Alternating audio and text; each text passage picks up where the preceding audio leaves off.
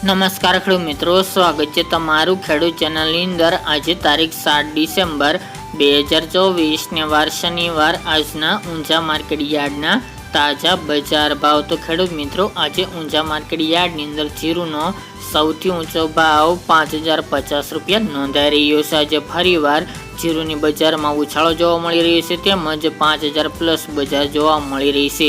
આવી રીતે વધઘટ સાથે જીરુની બજાર જોવા મળશે। તો ચાલો આપણે જાણી લઈએ કે રાયડો, જીરુ અને અજમાના ભાવ આજે શું ચાલી રહ્યા હતા।